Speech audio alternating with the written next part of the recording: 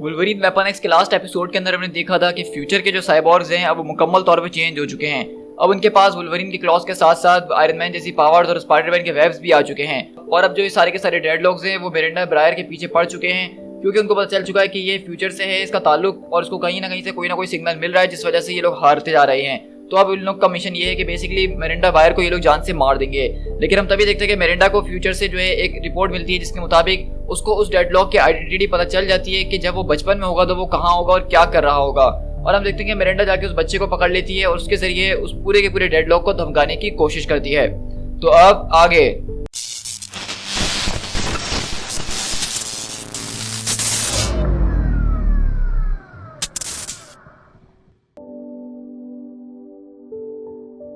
तो हमारी कहानी की शुरुआत 25 साल फ्यूचर के अंदर शिफ्ट होती है, जो कि हम पहले देखते आए हैं। और आज हम बेसिकली यहाँ पे देख रहे हैं कि किस तरह से उन्होंने इस दिमाग को बनाया। मतलब ये वो दिमाग है जो कि उस साइबॉर्ग बॉडी के अंदर मौजूद होता है, जो कि एक आर्टिफिशियल इंटेलिजेंस का काम कर रहा होता है। तो हम देख रहे हैं कि बेसिकली फ्यूचर के साइंटिस्ट ने इतनी ज्यादा तरक्की कर ली है कि उन्होंने एक मुर्दा आदमी के दिमाग को निकाल के उसके अंदर कुछ ऑल्टरेशंस करके एक आर्टिफिशियल इंटेलिजेंस इंस्टॉल कर दिया है। और इसी वजह से वो पूरा का पूरा साइबॉर्ग जो है वो ये दिमाग कंट्रोल कर रहा होता है। तो हम देखते हैं कि बेसिकली ये दो साइंटिस्टों ने मिलकर बनाया होता है और वो कहते हैं कि हमें इसके बारे में सबको बताना चाहिए। लेकिन वो कहता है कि नहीं, अब इतनी जल्दी क्या है, पहले हम अपनी तरह से इसको सेलिब्रेट कर लें, उसके बाद हम सबको बता ही देंगे। और इसी देखकर हम देखते हैं कि वो दोनों आपस में यहाँ पे एक दूसरे को किस वगैरह करना शुरू कर देते हैं। और वो जो दिमाग होता है वो बेसिकली ये सारी की सारी चीजें मॉनिटर करते हुए अपने अंदर अलग तरह की एक फाइल क्रिएट कर रहा होता है।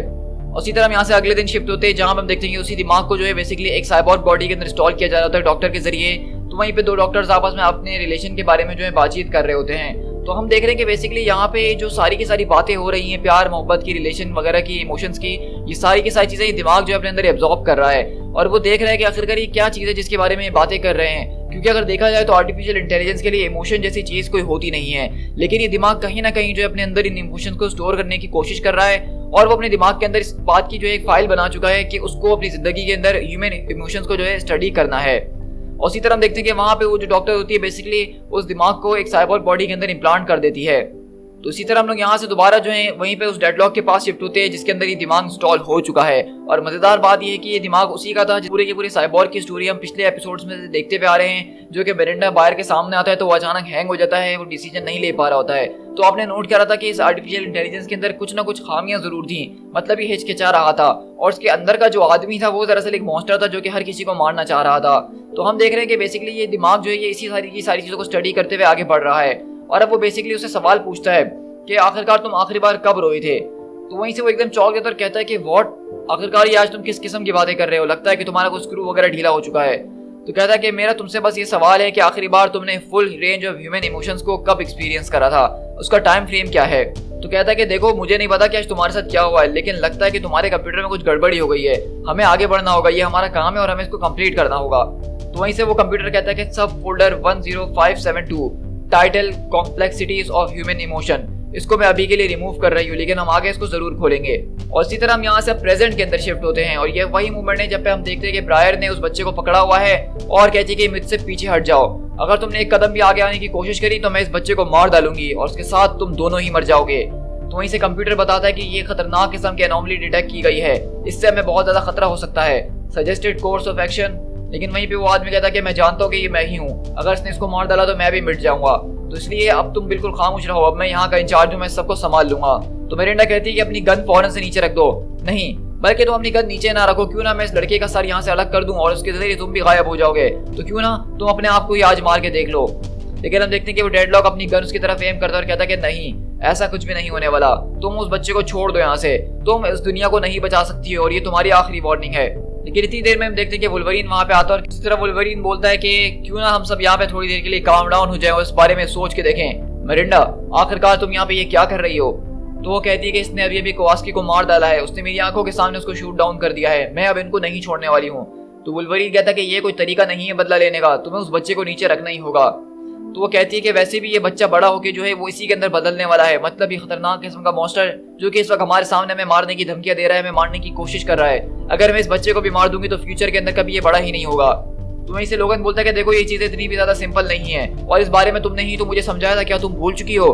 तो मिरांडा कहती है कि उन लोगों ने मुझे यहाँ पे भेजा है, मतलब मेरे विजन्स ने, उन लोगों ने मुझे यहाँ पे किसी रीजन के लिए भेजा होगा, तो लोगन बोलता है कि देखो जरूरी नहीं है कि उन लोगों ने तुम्हें यहाँ पे इस बच्चे को मारने के लिए भेजा है, उसको तुम्हें यहाँ से जाने ही देना होगा। तो मिरिंडा बोलती है कि देखो मैंने कभी भी इन सब के लिए नहीं कहा था कि मुझे सबका हिस्सा बनना है, लेकिन अब इसको मुझे किसी ना किसी तरीके से खत्म तो करना ही होगा ना। तो लोगन बोलता है कि हाँ मैं जानता हूँ तुम ठीक कह रही हो। और लोगन उस बच्चे को अपने हाथ में ले लेता है और कहता है कि तुमने कहा था कि तुम्हारे विजन्स तुम्हें यहाँ पे लेकर आए इस बच्चे के पास किसी रीजन के लिए, शायद तुम ठीक कह रही हो, लेकिन ये जरूरी नहीं है कि उन्होंने यहाँ पे तुम्हें इसको मारने के लिए भेजा होगा, हो सकता है कि तुम्हें यहाँ पे उसको बचाने के लिए भेजा हो। और इसी तरह देखते हैं कि अगली पल हम जैसे ही वुल्वरीन ये बात करता है तो वहीं पर जो डेडलॉक होता है अचानक उसके दिमाग के अंदर कुछ होना शुरू हो जाता है और वो कंप्यूटर और वो इंसान दोनों एक दूसरे से कन्फ्लिक्ट करना शुरू कर देते हैं। और बेसिकली वो जो फाइल उसने भी कुछ टाइम पहले बंद कर दी थी जो कॉम्प्लेक्सिटीज ऑफ ह्यूमन इमोशंस की थी, अचानक वो फाइल जो है रन होना शुरू हो जाती है और उसके जरिए कंप्यूटर जो है सारी की सारी चीजों के ऊपर नजर डालना शुरू करता है कि कंपैशन क्या होता है, एम्पैथी क्या होती है, मर्सी क्या होती है और सैक्रिफाइस क्या होता है। और आपको याद होगा कि जब सबसे पहली बार ये साइबोर्ग जो है मिरिंडा से मिला था तो उसने सैक्रिफाइस के बारे में ही बात करी थी। लेकिन इसी तरह हम यहाँ से फ्यूचर के अंदर शिफ्ट होते हैं जहाँ पे हम देखते हैं कि मिरिंडा अभी भी उस डेडलॉक से यहाँ पे लड़ रही है और उसका कोर्स ऑफ एक्शन अभी भी यही है कि उसको मिरिंडा को जान से मार डालना है। उसी तरह हम देखते हैं कि वो खतरनाक किस्म से मिरिंडा के ऊपर अटैक करता है और तकरीबन उसकी मौत के बहुत ही ज्यादा वो करीब होती है। तो तभी वो साइबोर्ग बोलता है मिशेलेनियस मीन्स को आज मैं इस्तेमाल करने वाला हूँ आखिरकार। लेकिन तभी हम देखते हैं कि मिरिंडा अपने पास से एक स्टिक निकालती है और उसको जोरदार मुंह पे वार करती है और कहती है कि तुम मर चुके हो, तुम और तुम्हारा रॉक्सॉन वो बिल्कुल मर चुका है मेरी नजर में और अब मैं इन सबको यहाँ पर खत्म करके रहूंगी चाहे कुछ भी हो जाए, तुम मेरी नजर में मर चुके हो। लेकिन हम देखते हैं कि जब मिरिंडा उसको बहुत बुरी तरीके से मार रही होती है उस साइबोर्ग को और उसका पूरा खून बहना शुरू हो चुका होता है तो अचानक उसकी आंखें खुलती है और कहती है कि ओ माय गॉड ये तुम हो ना, मैं तुम्हें देख सकती हूँ और मुझे इस बात पे विश्वास नहीं हो रहा कि मैं यहाँ पे ये देख रही हूँ वो भी ये सब होने से पहले, लेकिन अब सारी की सारी चीजें मेक सेंस बना रही हैं। इट्स ओके, मैं जान चुकी हूँ कि मैं यहाँ पे क्यों मौजूद हूँ, तुम्हें जो करना है वो तुम कर दो। और अगले पल हम देखते हैं कि यहाँ पे मिरिंडा अचानक किसी चीज को रियलाइज करके अपने हाथ छोड़ देती है और वहीं पे वो साइबोर्ग जो होता है अपने क्लॉज उसके पेट में डाल के उसकी जान ले लेता है। और वही हम देखते हैं कि दूर खड़े हुए यहाँ पे जर्नल ये सारी की सारी चीजें देख रहे होते हैं और ये देखते ही वो उस मॉनिटर को बंद कर देते हैं। तो वो एजेंट कहती है कि जनरल अभी भी हमारे कुछ एजेंट्स वहाँ पे मौजूद है सर, हमारे पास अभी भी एक चांस है। लेकिन जनरल वहाँ पे कुछ भी नहीं बोल रहे होते। और यहीं से अगर हम बाहर की तरफ शिफ्ट होते हैं अपने प्रेजेंट के अंदर तो हम देखते हैं कि Spiderman, Luke Cage, Steve Rogers और कैप्टन अमेरिका ये सारे के सारे लोग बाकी के डेडलॉक से यहाँ पे लड़ रहे हैं। और हम देख सकते हैं कि डेडलॉक आयरन मैन की रिपल्सर रे को इस्तेमाल कर रहे हैं, स्पाइडरमैन के वेब्स तक को इस्तेमाल कर रहे हैं। तो वहीं से स्टीव रॉजर्स पूछते हैं कि बताओ आखिरकार बैन के वहाँ पे सब कुछ कैसा चल रहा है। तो बैन बोलता है कि हम लोग यहाँ से ज्यादा लोगों को निकालने की कोशिश कर रहे हैं लेकिन हमें सबको जल्दी रोकना होगा। तो वहीं से वो पूछते हैं क्या वुल्वरीन और उस लड़की के बारे में कोई खबर, क्या वो तुम लोग को कोई नजर आ रहे हैं। तो द थिंग बोलता है कि नहीं, वो लोग हमें कहीं पे भी नजर नहीं आ रहे हैं। और यही सब देखते हैं कि अचानक वहाँ पे जो साइबोर्ग है वो एक कश्मकश में फैल चुका है जहाँ पे कंप्यूटर जो है एंटीवायरस को शट डाउन कर रहा है और सारी की सारी चीजों के ऊपर अपना ओवरराइड हासिल करने की कोशिश कर रहा है। और वहीं पे वो जो ह्यूमन फॉर्म है वो चिल्ला रही है कि आखिरकार कंप्यूटर तुम्हारे साथ क्या मसला हो चुका है, ये तुम कर क्या रहे हो। लेकिन यहीं से लोगन बोलता है कि तुम यहाँ से बच्चे को लो और फौरन भागने की तैयारी करो। लेकिन वहीं से आवाज आती है कि नहीं, ये यूनिट यानी कि मैं अब अपने काबू में आ चुका हूँ, क्या मैं उस बच्चे को देख सकता हूँ। तो लोगन बोलता है कि हाँ जरूर तुम देख सकते हो। और अगले बार हम देखते हैं कि वो डेडलॉक जहाँ पे उस बच्चे को देखता है तो अचानक वो कहता है कि ये तो मैं ही हूँ, ये मैं हूँ। तो वहीं से उसके दिमाग से आवाज आती है कि ये तुम नहीं बल्कि मैं हूँ इडियट, तुम तो सिर्फ एक कंप्यूटर और कुछ वायर्स हो, तुम कुछ भी नहीं हो, मुझे मेरा दिमाग वापसी करो। लेकिन वहीं से वो डेडलॉक बोलता है कि आज से पहले मैं कभी रोया नहीं हूँ और ये काफी ज्यादा फैसिनेटिंग लग रहा है। तो वहीं से लोगन बोलता है इसका मतलब अब तुम्हारा दिल बदल चुका है। तो वहीं से वो साइबोर्ग बोलता है कि नेगेटिव, हमारे यूनिट्स के पास दिल नहीं होता है और ना ही इस तरह की कोई चीज जिसके जरिए तुम ह्यूमंस इसको डिफाइन करते हो, बल्कि हमारे अंदर सिर्फ नैनो रोबोटिक्स और मॉलिक्यूलर पॉपुलर मौजूद होते हैं। तो लोगन बोलता है कि खैर इस बात को जाने भी दो, बस मेरे कहने का मकसद ये है कि मैं इस वक्त किससे बात कर रहा हूँ, एक इंसान या एक मशीन से। और तो हम देख रहे हैं कि बेसिकली यहाँ पे जो मिरिंडा को भेजने का मकसद था वो ये था दरअसल कि उसको इस बच्चे को मारना नहीं था बल्कि आज उस बच्चे को जो है इस डेडलॉक के सामने बचाना था, जिसकी वजह से इस डेडलॉक का जो आर्टिफिशियल इंटेलिजेंस है उसने पहली बार एक ह्यूमैनिटी को एक्सपीरियंस करा कि किस तरह से उसका दुश्मन होने के बावजूद भी मिरिंडा ने उसकी जान बच दी। क्योंकि अगर वो चाहती तो एक पल में उसको मार के उसका वजूद यहाँ से मिटा सकती थी, लेकिन फिर भी उसने उसको नहीं मारा। तो इसके जरिए जो आर्टिफिशियल इंटेलिजेंस है इसने एक बहुत ही जबरदस्त किस्म की चीज सीखी है और एक तरह से इसने अपना जो है दिल बदल लिया है। अब ये यहाँ पे जो है सारे के सारी चीजों का हिस्सा नहीं बनना चाहता है। और वो इसे कहता है कि सब्जेक्ट ब्रायर मिरिंडा एल, तुमने जो मेरे साथ आज करने की कोशिश करी है, तुमने जो चीजें एक्सप्रेस करी हैं उसके लिए मैं तुम्हारा बहुत बड़ा शुक्रगुजार हूँ। तुमने पहली बार मुझे ह्यूमैनिटी के बारे में कुछ सिखाया है और इसके जरिए मैंने अपने उस ह्यूमन होस्ट को अपने अंदर दबा के रख दिया है।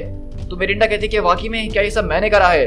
तो वहीं से वो कहता है कि मैं अभी भी इस बारे में काफी ज्यादा एंशियस हूँ कि मुझे अपनी स्टडीज को कंटिन्यू रखना चाहिए। मैं इंसानी बर्ताव और उनके इमोशंस की हर एक डिटेल को बहुत ही गहराई में जानना चाहता हूँ। तो वहीं से लोगन बोलता है कि देखो इस वक्त हमारे पास इन सारी की सारी चीजों के लिए टाइम तो नहीं है, तुम शायद भूल रहे हो कि तुम्हारे दोस्त बाहर वो यहाँ पे पूरा हल्ला मचा रहे हैं। तो कहता है कि तुम बिल्कुल ठीक कह रहे हो, बाकी के यूनिट जो हैं वो यहाँ पे लोकेशन की तरफ आ रहे होंगे, उनके पास अभी भी यही ऑर्डर्स हैं कि उनको मिरांडा को मारना ही होगा। तो लोगन बोलता है कि तो मैं ठीक कह रहा हूँ ना, तो आप बताओ कि हमें आगे क्या करना होगा, और आखिरकार तुम किसके ऑर्डर्स को फॉलो कर रहे हो, तुम्हारे क्या ऑर्डर्स हैं।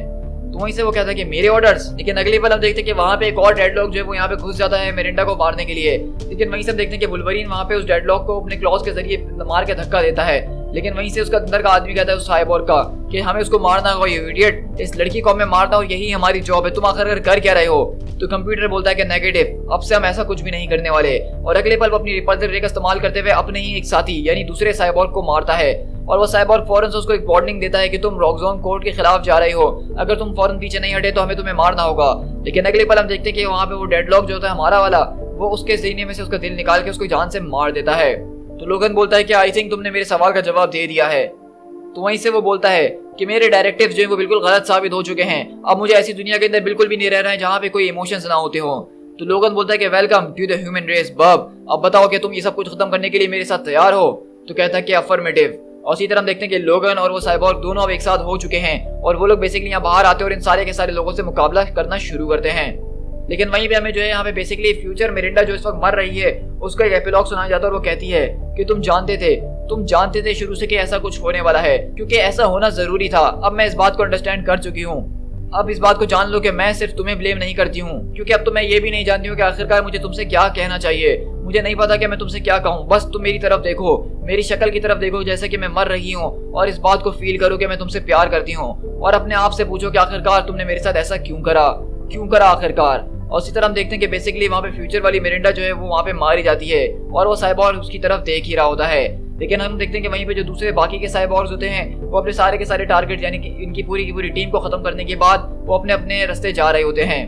और इसी तरह देखते हैं कि ये वाला भी जो रोबोट होता है ये भी इसको न्यूट्रलाइज करने के बाद वहाँ पे उस टाइम मशीन के जरिए वापसी उस पास्ट के अंदर जा रहा है। तो बेसिकली अब ये वो मूवमेंट है जहाँ से सारे के सारे साइबोर्ग जो है ट्रैवल करके अपनी पास्ट वाली टाइमलाइन में जाएंगे, यानी कि उस टाइमलाइन के अंदर जहाँ पे वो सबसे पहली बार आके उसने उस पूरे के पूरे विजिलेंटी को मारा था जिसका नाम स्लैग था और उन बच्चों को मारना शुरू करा था। मतलब हमारी जो फर्स्ट एपिसोड की कहानी शुरू हुई थी वो अब इसके बाद से होगी अगर हम पूरे के पूरे क्रोनोलॉजिकल ऑर्डर के अंदर चले, क्योंकि ये पूरा का पूरा सीन फ्यूचर का है और अब यहाँ से सब कुछ खत्म करने के बाद वो पास्ट के अंदर जाएंगे। और इसी तरह हम देखते हैं कि यहाँ से जो ये ऑलरेडी पास्ट के अंदर पहुंच चुके हैं हमें उनको दिखाया जा रहा है। तो हम देखते हैं कि यहाँ से ये वाला जो डेडलॉक हमारे साथ हो चुका है ये सारे के सारे डेडलॉक्स को मार रहा होता है बहुत ही शानदार तरीके से। लेकिन वहीं से वो एजेंट कहती है कि जनरल हमारे सारे के सारे लोग जो है वो मर चुके हैं, तो बताइए अब हमें क्या करना होगा जनरल, आप कुछ जवाब दीजिए। हम देखते हैं कि यहाँ पे प्रेजेंट वाली ये सारी की सारी चीजें देख रही होती है उस फ्यूचर साइबोर्ग को अपने गोद में लिए हुए, और इसी तरह यहाँ पे पूरी की पूरी फाइट चल रही होती है। लेकिन हम देखते हैं कि यहाँ पे सारे के सारे लोग मिलके सारे के सारे डेडलॉक्स का काम तमाम कर देते हैं और वहीं पे हम देखते हैं कि ये सब इसकी तरफ देख रहे होते हैं। लेकिन वहीं से हम देखते हैं कि अचानक मिरांडा वहाँ पे सामने आती है। तो वो कहता है कि ये बच्चा बड़ा होके खतरनाक किस्म का मर्डरर बनने वाला है। तो मिरांडा कहती है कि नहीं, ऐसा नहीं होने वाला है, अब हम इस चीज को बदल सकते हैं जब हम इस चीज को जानते हैं। लेकिन वहीं से वो साइबोर्ग वहां से बोलता है कि नहीं, क्योंकि मुझे ऐसी फीलिंग आ रही है कि चाहे तुम कुछ भी करने की कोशिश क्यों ना कर लो, लेकिन ये फ्यूचर कभी नहीं बदलने वाला है। और अगले पल हम देखते हैं कि डेडलॉक यहाँ से गायब हो जाता है। तो वहीं से स्टीव रॉजर्स बोलते हैं कि लगता है कि मैंने कुछ मिस कर दिया है, तो बताओ कि आखिरकार ये हमारे साथ कैसे हो गया। तो वहीं से लोगन बोलता है कि देखो मैं पूरा टाइम वहीं पे मौजूद था और सब कुछ मैंने अपनी आंखों से देखा, लेकिन सच कहूँ तो मुझे सच में कुछ भी समझ में नहीं आया कि हुआ क्या है। तो वहीं से स्टीव रॉजर्स पूछते हैं कि तुम्हारे पास कोई आइडिया है कि वो यहाँ से कहाँ गया होगा। तो लोगन बोलता है कि नहीं, मेरे ख्याल से इस वक्त तो उसके पास भी कोई आइडिया नहीं होगा कि वो गया कहाँ है यहाँ से। तो वहीं से स्टीव रॉजर्स बोलते हैं कि वेल चलो मुबारक हो कि आखिरकार तुमने उसके ऊपर नजर तो अच्छी तरीके से रखी। और इसी तरह हम देखते हैं कि सब लोग वहाँ से जाने लग जाते हैं। तो स्पाइडरमैन बोलता है तो क्या मतलब, क्या हम लोग इस वॉर को जीते हैं, क्या हमने फ्यूचर को बदला है या नहीं बदला। तो ये हमारे सामने एक सवाल जो है बहुत ही इंटरेस्टिंग छोड़ दिया गया है कि फ्यूचर के अंदर क्या बदला है और क्या नहीं बदला। और हम देखते हैं कि बेसिकली यहाँ से मिरांडा उस बच्चे को अपने साथ लेते हुए आगे बढ़ जाती है और यहीं से हम इसी डेडलॉक के पास शिफ्ट होते हैं जो कहता है कि अब मैं आज़ाद हो चुका हूँ, आखिरकार इतने सालों के बाद मैं इस दुनिया के अंदर अकेला घूम सकता हूँ और अपनी मर्जी से इसको एक्सप्लोर कर सकता हूँ। मैं एक बार जिंदा महसूस कर रहा हूँ, इससे पहले मैंने आज तक कुछ भी ऐसा एक्सपीरियंस नहीं करा। लेकिन वहीं से उस साइबोर्ग के दिमाग के अंदर जो दूसरा आदमी मौजूद है वो कहता है कि तुम मर चुके हो, क्या तुमने मुझे सुना कि तुम्हें मैं बहुत बुरी मौत मारूंगा जब मैं एक बार वापसी अपने इस दिमाग का इंचार्ज बन जाऊंगा। लेकिन वो कहता है कि मैं इस पूरे के पूरे ह्यूमन इमोशंस की फुल रेंज को एक्सपीरियंस करना चाहता हूँ, मैं हर एक चीज को एक्सपीरियंस करना चाहता हूँ। तो वहीं से वो कहता है कि मैं तुम्हारा इतनी आसानी से पीछा नहीं छोड़ने वाला हूँ, मैं हमेशा तुम्हारे दिमाग के अंदर रहूंगा और इसी तरह चिल्लाता रहूंगा। और इसी तरह वहीं पे हम देखते हैं कि वो साइबोर्ग अपने हाथ में एक चीज को देख रहा होता है जो कि उसको आज इस मिशन पे मिली है, और कहता है कि इस चीज को जो है मैं एक लकी चार्म की तरह रखने वाला हूँ अपने पास, ताकि मैं हमेशा इस दिन को याद रख सकूं, ताकि मैं ये याद रख सकूं कि आज के दिन में पैदा हुआ था।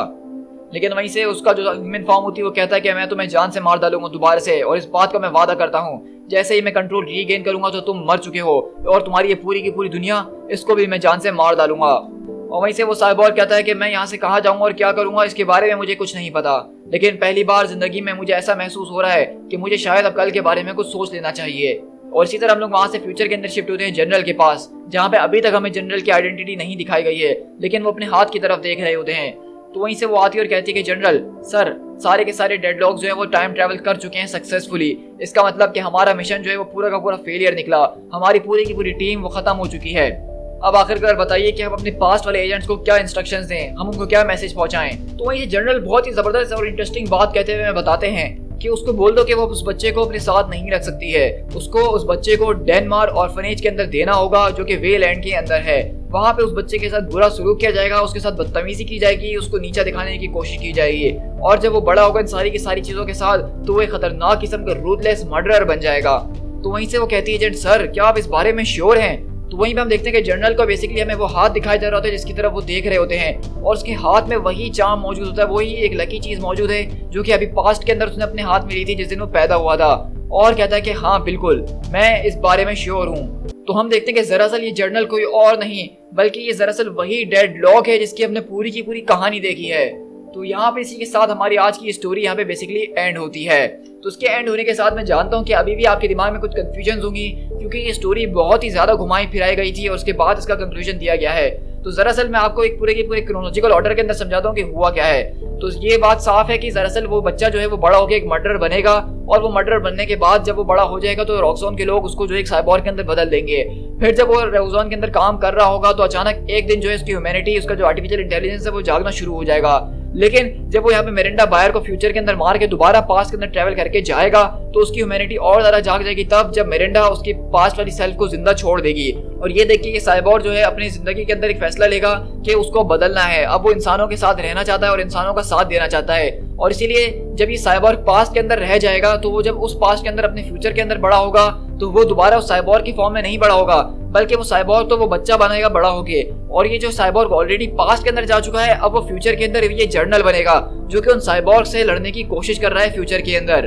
तो आप देख सकते हैं कि यहाँ पे ये स्टोरी बहुत ज्यादा जबरदस्त तरीके से लिखी गई है। तो हम यहाँ पे अपने दोबारा उसी सवाल के ऊपर आते हैं जो कि अभी स्पाइडरमैन ने वुल्वरीन से पूछा था, क्या हम ये जीत चुके हैं, क्या हमने फ्यूचर को चेंज करा? तो उसका जवाब है हाँ भी और नहीं भी।